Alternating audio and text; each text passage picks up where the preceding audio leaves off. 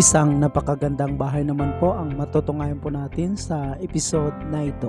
Simple lang po ito tingnan sa labas pero napakaganda po ng loob nito. Congratulations to Ma'am Michelle. Itong bahay po pala ay mayroong 3 bedrooms at saka isang toilet and bath, terrace, living, dining at saka kitchen. Sa hindi pa po pala nakapag-subscribe sa ating channel, please do subscribe and click notification bell for more videos update. God bless and more power everyone.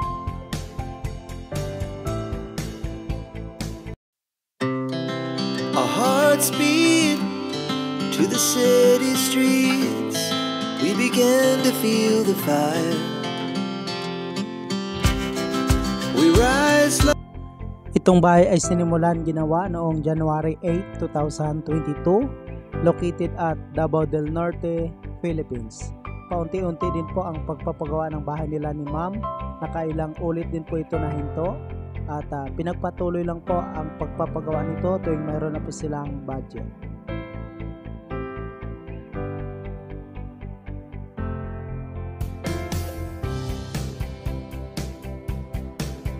Itong lote ay mayroon po itong dating bahay, giniba po ito at pinatayuan ng bago.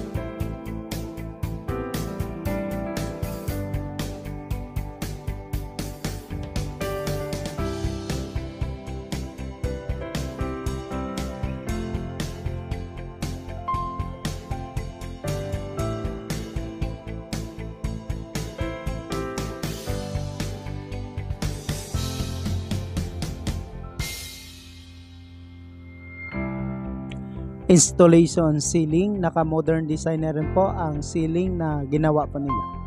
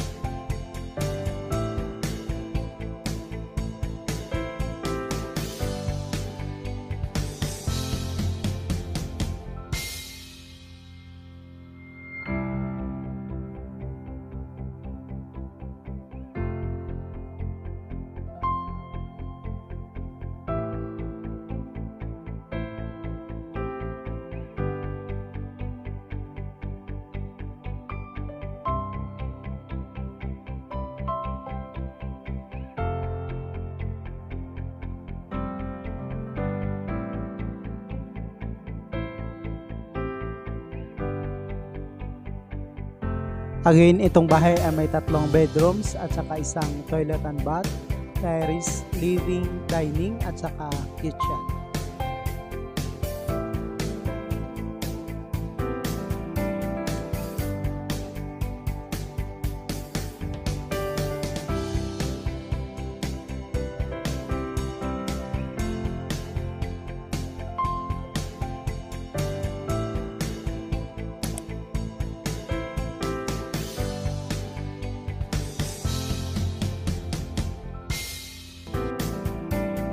Building the house not yet totally finished, cost of 900,000 pesos or katumbas na 18,000 US dollar with labor.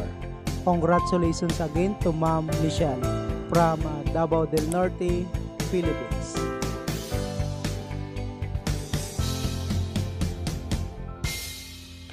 Thank you so much mga ka-OFW.